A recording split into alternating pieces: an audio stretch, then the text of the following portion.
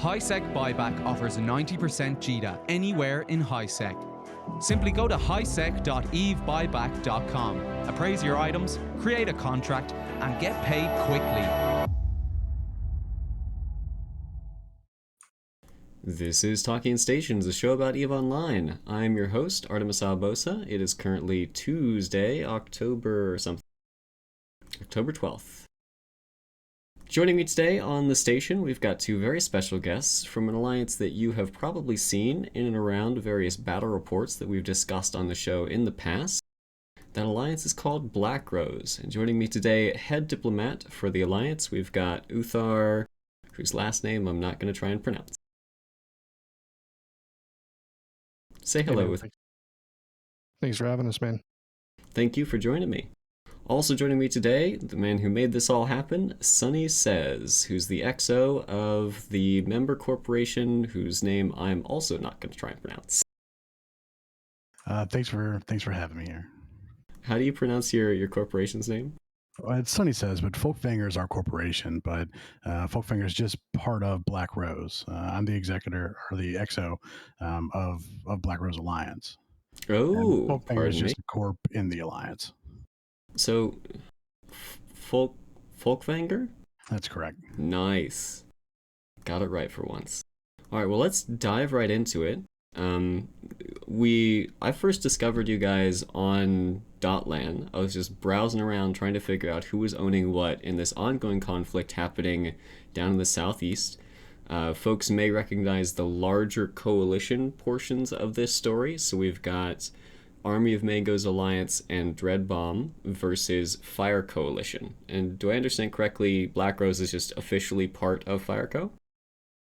That's correct, yes. Awesome. So that narrative has been going on. If you've watched the show for a while, you've probably heard about it. You've seen plenty of battle reports. And in fact, we've got a recent run here from BTAC-R, where you guys were participating in a big old fight over, was it a Fortizar? Yep, it was our Fortizar and BTAC-R. Ah, right on. So, walk me through just the current state of things from your perspective. When we use this battle report as a jumping off point, what is sort of your alliance's place in this larger conflict, and what do you guys do? Well, I mean, basically what happened was that FireCo asked us to open up another front in the war against RC. And so we managed to flip some structures from DB renters, and the Fortizar is one of those structures. And so TRC and RC showed up, and goons as well, and that kind of started the, piling on of the Batphones. But yeah, so it's been kind of like small scale, large scale, just a lot of good content going on in that area and keeping everybody busy and having a good time. Right on. When you say DB, are you specifically referring to Dreadbomb? Correct, yes. Awesome. Yeah, they were renters of Dreadbomb, correct. And you said you flipped the structure, so did you have a spy in the alliance? Did you buy them? What happened there? It was disgruntled renters, and we were able to buy them off them for a pretty good price. And so we did. It kind of started out as, kind of a joke more than anything. It was just fun to do it. And then it kind of turned into, a goon super fleet and thousands of people in local. So it quickly escalated from there. Quickly escalating combat is wonderful. That is an interesting time at EVE that we have where various parts of the space are quiet, particularly the parts of space where these large mega coalitions are. And so their members and their SIGs and squads and whatever else are looking for stuff to do, which means that if you're the alliance or coalition in an ongoing war, you're the stuff to do, and they're going to come join. Do you guys find, in your current conflict, to what extent do you feel this has an impact on it? Is it shaping the way the conflict is turning out, or is it just a nuisance? How's that feel? As far as the batphoning is going, or yeah, the batphoning, the third parties, all that jazz. I think it's making it fun. For me personally, it's been pretty awesome to have that kind of stuff going on, and BlackRose being a part of it, and trying to pitch in and do our part. So it's made a pretty exciting time. I think we've been pretty successful, and we really owe that a lot to our line members. There in Amencia, they've gone all in and been really dedicated, showing up and fleeting up it's really cool to see. Yeah, let's talk about the alliance, because there are a lot of alliances in Fire Coalition. There are a lot of alliances in, like, well, there's AOM, there's Dreadbomb, there's all of Wrecking Crew. But what struck me about your particular alliance is, number one, snazzy website. Fantastic job there. Thanks. And the thing that caught my eye was, if I can find it here again on the website, it was like we started in January of 2021, which is just insane to me that we started at the start of this year. We're 10 months in, and now you are almost 2,000, 1,500 plus members, and embroiled in a massive, what is right now the largest conflict in all of nullsec. So can you help me out? Maybe, Sonny, you'd be the guy to know. What's the story here? How did this happen? So, Uthar and myself, we were not around for the beginning of this. We came in, I guess, sometime around May, and when we joined with BlackRose from Warped Intentions, and everything that we know is originally they started as a wormhole corp in fiction, which is the largest corporation within BlackRose. They started as basically just kind of a newbro wormhole corp and quickly expanded beyond that means. They were rolling 5-6 times a night just to get more content in wormhole space. So they ended up on a couch in Fire Space.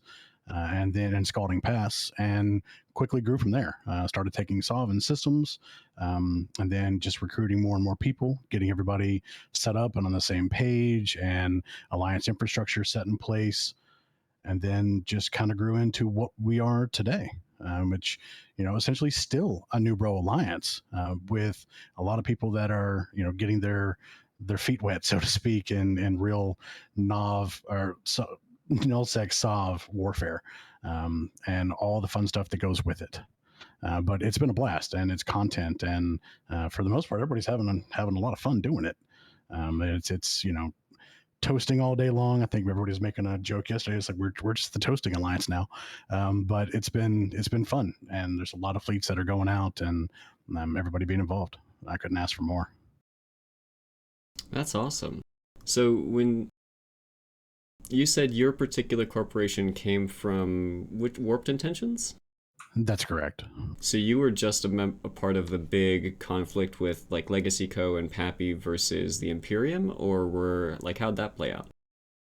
Well, so that's a pretty long story, but we left another corporation and formed our own, and formed under Warped Intentions, and we had some friends there that helped us get in, and we were just brand new, and just trying to live in space, and eventually it just wasn't really our speed. So we had some friends over in BlackRose, and decided, we reached out and said, hey, can we come join you guys? And they said, absolutely, come on, and gave us a home and a place to live, and we've loved it ever since. That's awesome. So you mentioned sort of newbro friendly, everybody's sort of learning the ropes of nullsec. Personally, it's like you really jumped into the deep end here with going straight into this large conflict. But is there a particular focus? Do you have a particular style of member? Some alliances, as an example, are known for being industrialists. Others may have just like, they're always PvPing, they've always got to be out there roaming, eating, whatever. Is there a general culture within BlackRose that you could describe? Yeah, I think we have a mix of everything. I mean, we have people that just absolutely love PvPing and black opsing, and then we have, of course, our industrialists and our space truckers and everything. I guess the thing that really sets BlackRose apart, and I've been in a lot of alliances since I've been playing this game, but man, they just don't stop. There is no give up with these guys, and they're always on the ball, and it's like, hey, let's just go do it, and it's an amazing thing to see. And it's also, it's like I said, it's all the new guys coming in, but really getting into null, and especially away from HiSec. A lot of people don't like that, but it seems all of our guys, when they come here, they just kind of get right into it and just become part of it. And that's our culture. It's just, we try to treat everybody right and do right by everybody and just get to it. Man, that's awesome. Walk me through some of the challenges there. You mentioned some people coming from HiSec, the original corporation fiction coming from wormholes. How's that transition been like? Have there been any challenges that you've run into? Well, there's always going to be challenges, right, with every alliance, especially starting out.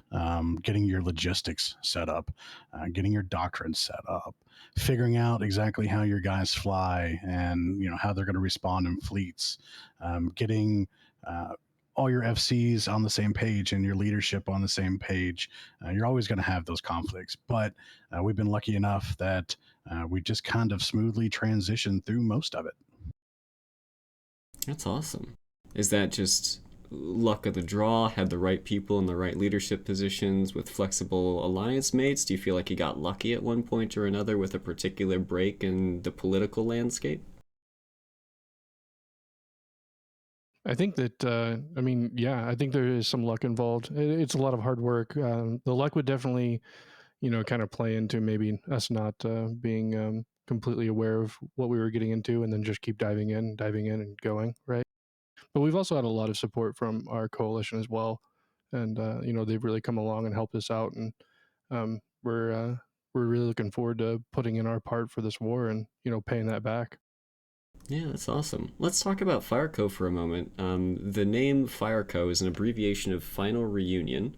And when the coalition was first launched, the people launching it, creating it, was like, this is the reunion of a lot of various Russian-speaking or Russian-centric organizations.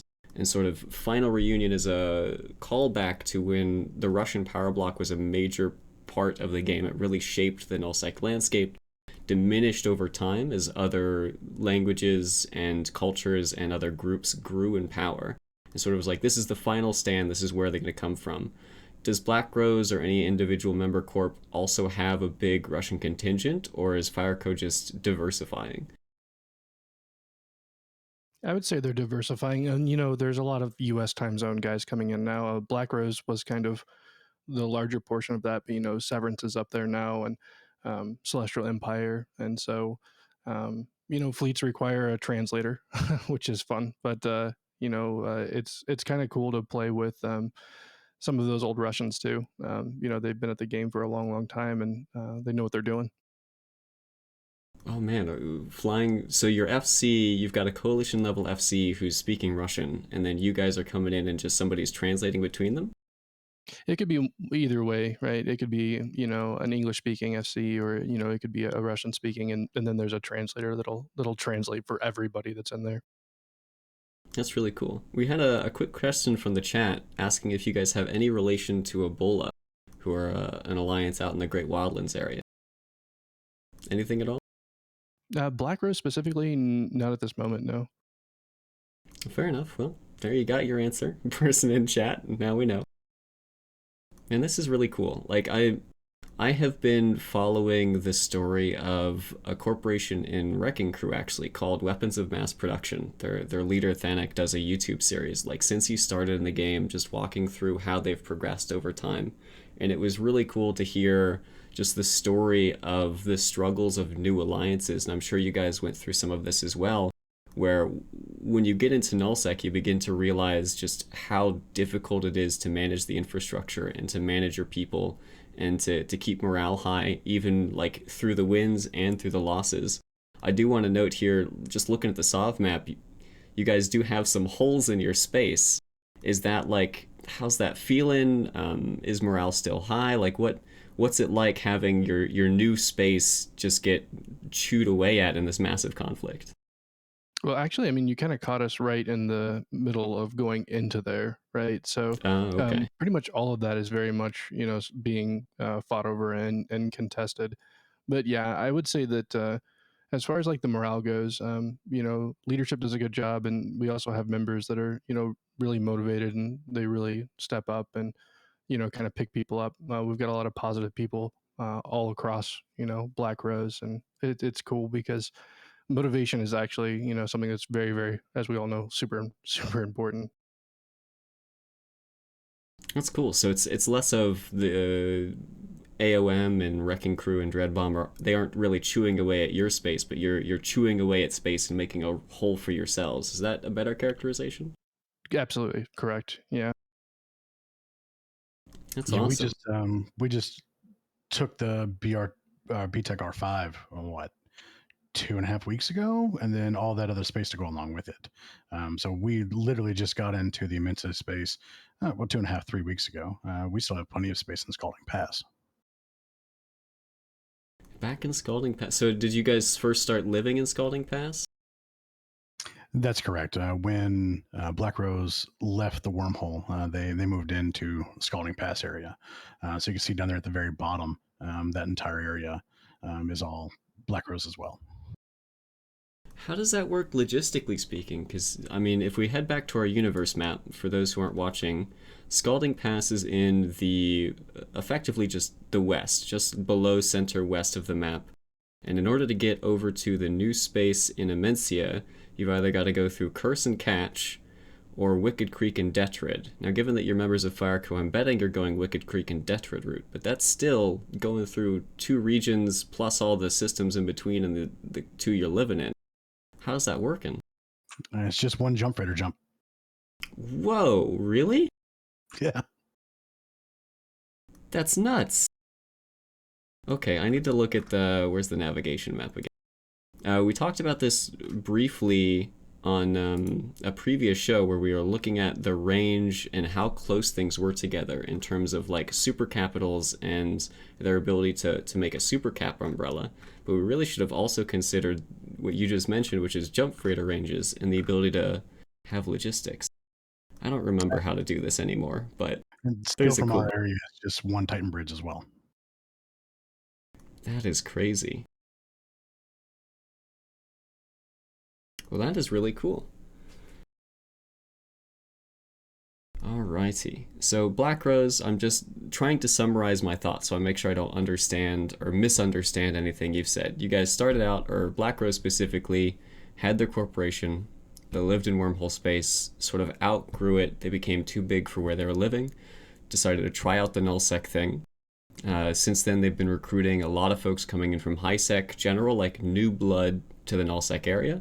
Your corporation, Folkvanger, you guys had previously lived in nullsec. You formed sort of out of the remnants of some other corporations under what was Warped Intentions, and then ended up joining BlackRose just before this conflict kicked off. Is that decent summary?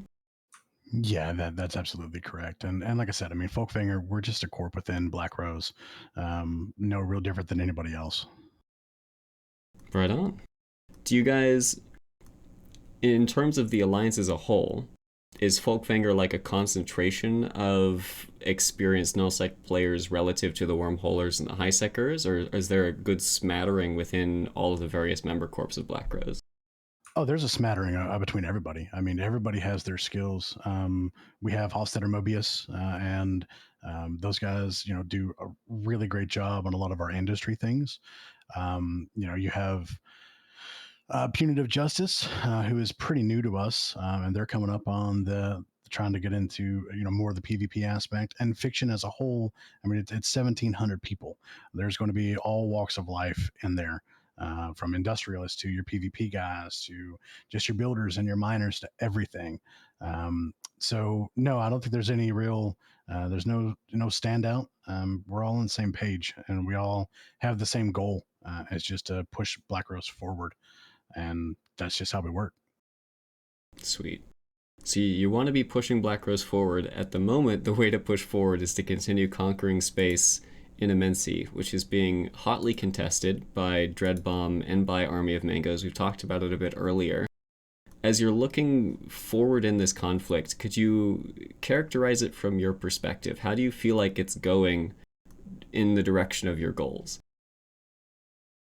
I would say that for us, it's actually going pretty well. It seems like, Amencia was like renting space for Dreadbomb, and so they're kind of, up in Pravi and obviously Lowsec, right?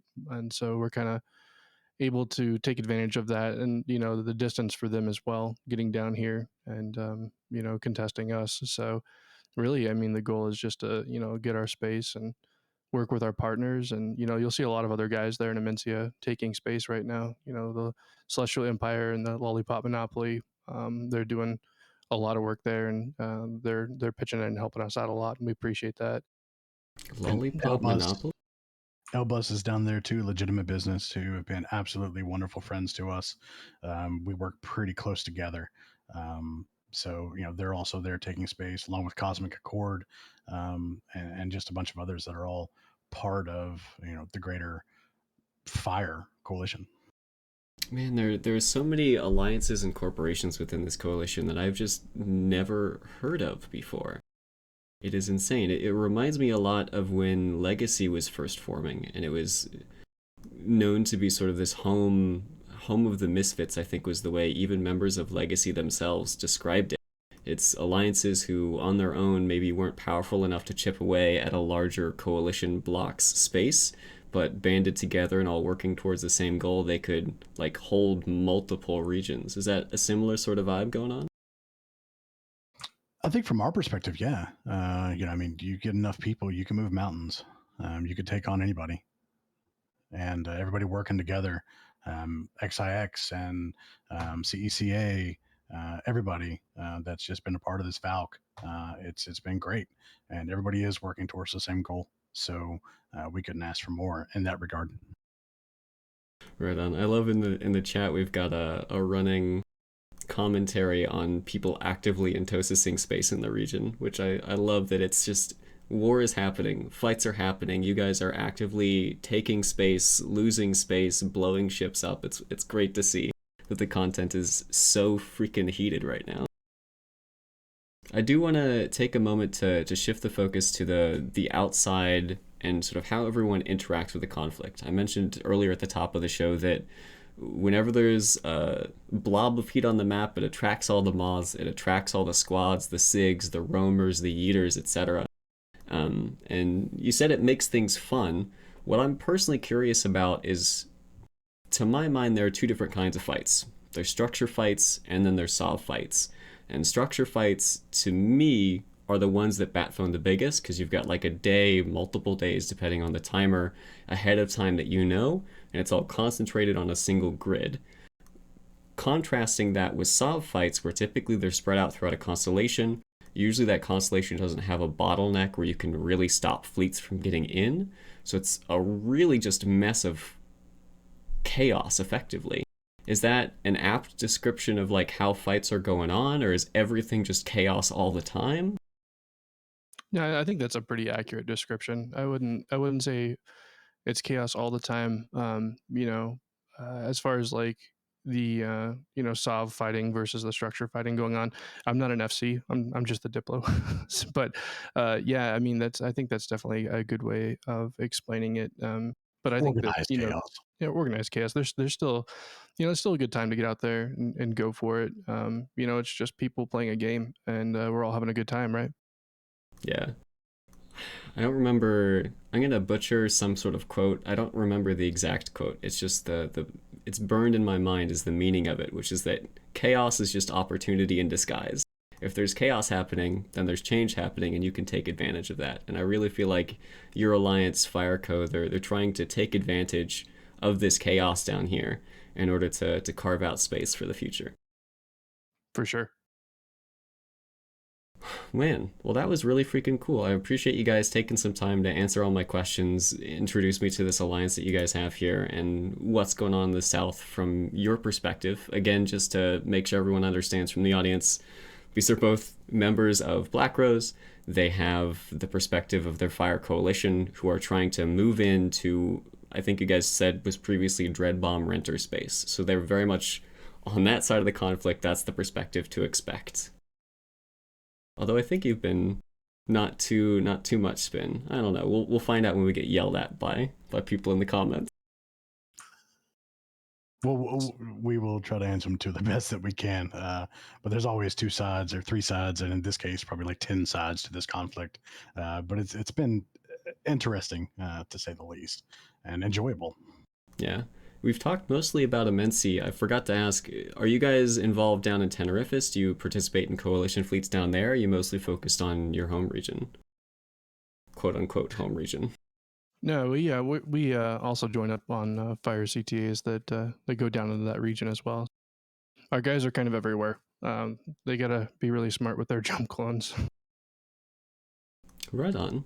Could you, for those unfamiliar with like nullsec conflict or jump clone mechanics, could you break down what you mean by that? I mean, basically right now our guys have kind of like two staging areas and then our space back in scolding, right? So, you got to kind of work your jump clone, which is going to have a 24-hour cooldown, right? And then you've got your death clone. So you got to kind of be smart with where you put your death clone. And then whenever you use that jump clone, you get that 24-hour cooldown. So unless you want to be in a shuttle doing, 20 jumps, you got to play it right. Awesome. Right on. Do you guys have any other final thoughts, general thoughts about the war, about BlackRose, about where you're headed into the future, lessons learned from the past, anything at all? I think for us, we're just going to keep on keeping on. That's the best that we have, and I think that's going to kind of be our always moving forward. And we're going to keep on taking space and living in our space and defending it, and until the end, whenever that comes. Could be when Eve finally closes, but we'll still be here, and we'll still be doing our best to just bring everybody in and give everybody a good place to live. Awesome. Well, once again, I really appreciate you guys coming to chat with me. I find it funny. There's some people in our Twitch chat right now talking about how BlackRose is doing better than Brave is in terms of taking new space, and I do want to use that very propaganda and triggering comment to take our focus over to Pureblind. We won't talk about Brave specifically, although just an update, last week they did capture 2 systems, including like iHubs, and they've anchored some Fortizars and such in the area. And they're starting to push out more slowly into other ones. So there's very much, if I were to characterize the 2 conflicts, I think we said it aptly earlier that the conflict down in the southwest, or southeast, excuse me, is very much one in a state of chaos. There's systems flipping all the time, lots of activity, lots of third parties, lots of Batphones, and which means there's a lot of fighting happening.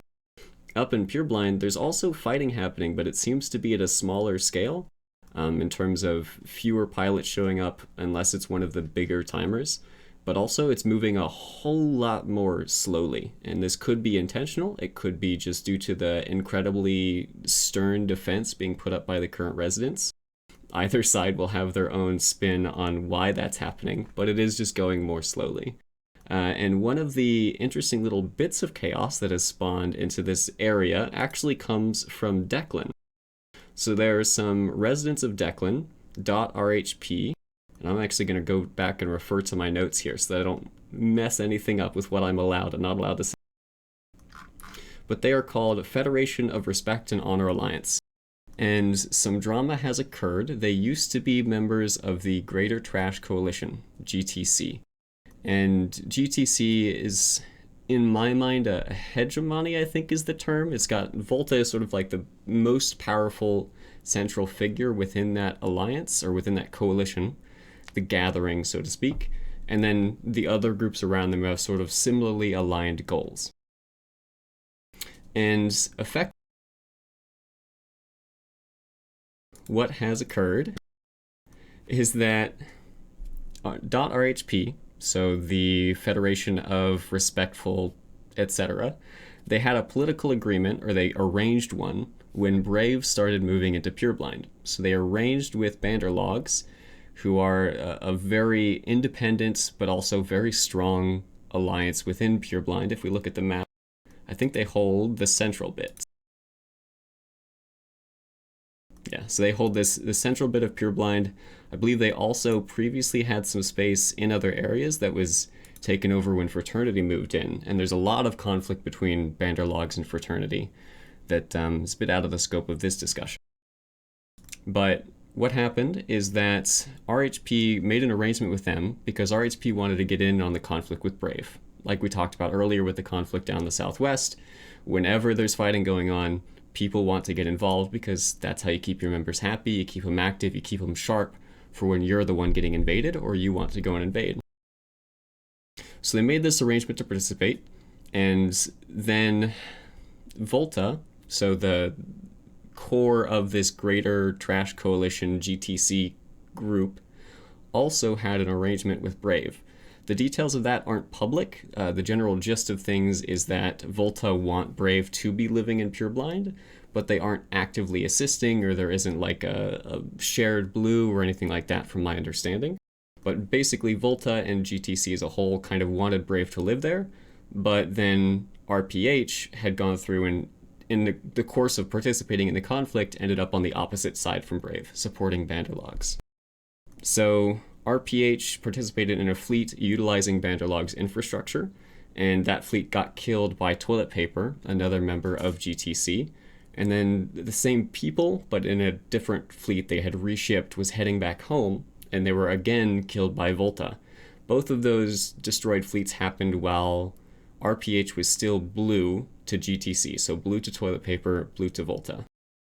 RPH then, again while still blue, went and intosised 4 Volta iHubs, while Volta was actively in a fight against Banderlogs. So that's sort of the events that have occurred. Now let's talk about the different perspectives of what this means, why this is happening, and all the space politics involved. So from the RPH perspective, or RHP, excuse me, I've been saying that wrong this whole time. They were just trying to participate in a local conflict. They live up in Declan, conflict's going down in Pureblind, they want to participate and have some fun, so they made a deal with the local power to utilize some infrastructure as staging for their fleets or a safe harbor when they needed to tether up, that sort of thing. These sorts of deals, depending on the coalition that you're in, happen. Some coalitions are more strict on everybody has to be aligned. Some of them have, like, individual alliances may have different deals during times of peace versus times of war. So that was their goal here. And then when Volta and Toilet Paper killed their fleets while they were still blue, RHP considered this to be a betrayal. They're like, you AWOC'd us while we were blue, didn't reach out, like, what's going on? This is a betrayal to us, and so we're going to retaliate by intosising Volta iHubs while they're attacking Banderlogs. So that's the RHP perspective of this. Volta and GTC, they felt like RHP was making backroom deals to play both sides, trying to appease everyone so they can keep their space in Declan no matter who wins, and then ended up, as a result, going against the Volta and GTC objectives, which is Brave living in Pureblind. That's their preferred outcome from this conflict. And the destruction of the RHP fleets wasn't a betrayal per se, but it was a message to stop the backroom deals, like, hey, this isn't cool, it's not going to work out, because we're here to, like, hope that Brave wins, sort of thing. And Starfleet Commander, who is Volta leadership, had been having difficulty contacting the RHP leadership to communicate more effectively, or open lines of communication, so to speak. And then from Volta's perspective, the intosising of Volta Sov while they were fighting Banderlogs, which is the last sort of events that occurred prior to RHP getting out and losing standings with GTC, that was a signal of betrayal by RHP. That's what they considered to be betrayal, and that resulted in them being removed from the coalition. So those are the two perspectives. That's the fight, or that's the facts of the situation and what actually happened in terms of the events. As far as who's right, who's wrong, quite frankly, it depends on your perspective. I'm not going to weigh in on it because I personally find the argument cool. I think the more interesting part of this to me is what impact does it have on Pureblind and the conflict going on there. As we mentioned, Volta, they sort of want Brave to win. Brave is going a slow burn approach, or the defense is particularly stern against them. So they have a long road ahead of them. And now it seems that you've got an additional conflict that's going to be brewing up here in Declan, right next to it, where RHP was previously happy in here, living right alongside Volta and their other groups, and now they're going to get kicked out. So what happens to them? Are they able to maintain their space? Is Volta going to be too busy or too sidetracked with the conflict in Pureblind or with Fraternity or other groups in the area? Will RHP be able to batphone larger powers like Horde or Fraternity, who are also up in the north, bring them in against Volta and keep their space, maybe make some moves up in the Declan area? I don't know, but it's a little tiny seed of chaos in this conflict that's just starting to heat up, which will be interesting to keep an eye on. All right, so there's that. That's all I'm gonna say about that one in terms of things. Keep an eye out for leaks. One, I would caution you, dear viewer, when you're reading forums, when you're reading comments, when you're reading angry replies in Twitch chat, bear in mind, sometimes it's malicious. And with the Eve community, you've got to expect that sometimes it's going to be malicious. Some people just like to troll and have fun. Other times, it is just out of ignorance. Someone heard something from a trusted source. The trusted source didn't realize that what they were saying would be taken as seriously as they said it. And so suddenly that is being shared as gospel around.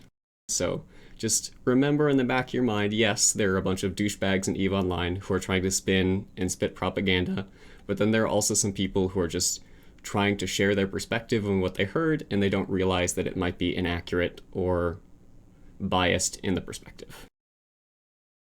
Twitch chat is always right? Are you kidding me? I'm sorry, Twitch chat. You are always right. No, never mind. I can't say that. Okay, let's move on from nullsec. I appreciate you guys sticking with me as I roll through that stuff. We've got a new tool, which I'm going to be honest, I have no idea what it does. It's called Eve-Quartermaster, so I'm presuming that it has something to do with building things. Looks like it's for Discord, for doctrines, and stuff like that. So if you're an alliance type, maybe looking at you, BlackRose, looking at you, Brave, any other newer alliances who need some IT support, looks like this might be something that's helpful and or useful to you. It is definitely well above my head, but some folks on the staff thought that it was particularly useful, helpful, or novel, so I wanted to show it to you. We'll leave a link for it in the show notes, but if you want to search for it, it's just Eve-Quartermaster. So there you go. In other news going on in the game, CCP devlog came out, Totality Day approaches. They're celebrating the anniversary of Pochfin, which is pretty cool. This was originally an event that was started by players. So Sarah something, let me look up their name again. Sarah Jackal had made this post on the forums they had arranged with other various residents of Pochfen to celebrate the formation of the region. And if you're unfamiliar, Pochfen is a collection of systems that used to be part of other areas of space. So they used to be part of HiSec, part of LowSec, part of NullSec. And then in this months-long event, it was a story-led event where the players had input into how it progressed. The Triglavians appeared, they started contesting these systems, and they were in conflict with Edencom on the other side. And eventually, once 27 systems were conquered by the Triglavians, it flipped into this triangle-shaped region called Pochfen. And so in celebration of the day when all of these systems flipped into the new region, they're doing a bunch of events which have now been celebrated by CCP as well. The events are ongoing right now. So as I've been talking on this show, they have been doing the Pochfen Parade, where they're basically rolling around through Pochfen region. They're having a race to see who can get through all of the non-home systems. So these are systems that don't require standings to go to, so everyone can participate. But they're going around trying to fly through it without getting killed. And the first person to get to the end, looks like there's a first, second, and third prize. You're going to get some ships and some skins, which is really cool. And they're going to have a second session of this one, which I did want to talk about at 2000 Eve time tomorrow, October 13th. We're going to have Matterall. He's going to be joined by some members of the Triglavians. I think potentially Sahara Jackal themselves. I'm not sure on that one off the top of my head, but also some other cool people. And we're going to be hosting the event live on TIS in the TIS Discord. So if you want to come participate in the event, just want to come hang out, you want to see what's going on, or you want a third party and get some intel, then definitely come check that out. You can join the TIS Discord to see what's going on there. And of course it'll be streamed and we'll post it to YouTube. So that's some pretty cool stuff going on. Later on into the week, there's some other events and activities. We've got a handy dandy calendar here, which I love. So it looks like on Thursday, there's going to be RP war stories from what happened during the invasion. Friday, we're going to have some more stuff going on, which I don't particularly understand. And then some more stuff later into the week and the month. So really cool stuff. I'm personally happy that we talked to Sahara Jackal about this early on, like when it was first announced, and it was very clear that their intention was, we want this to be an official CCP thing. They want Triglavians to be a recognized faction, just like Kaldari, Galente, Amar, etc. And it certainly feels like they're well on their way. So congrats to them. Hopefully all these events are going well, and we'll looking forward to tomorrow. See some spaceships blown up. All right. In other coming up on TIS news, we've got this coming Wednesday, as I mentioned, Matterall will be on doing some live coverage of that parade. Where's the Triglavian Titan? Oh, man, I know. We got the Triglavian Dread. Where's the Triglavian Titan? That would be so OP. Off the top of my head, chat, answer while I'm talking. Triglavian Dread, how good is it in the new crab sites? Has anyone tried it yet? Let me know. Coming on Sunday, October 17th, we've got the Frigate PvP yearbook. We've got the person who made it, as well as some other Frigate PvP experts coming in to talk about what that looks like, the complex meta and mechanics of faction warfare. So if you're a PvP veteran and you're looking to see how you stack up versus what everyone else thinks, if you're a newbie trying to learn, come in, tune in. It'll be an interesting show with some fantastic guests. We've also got coming up Sunday, October 24th, so 2 Sundays from now.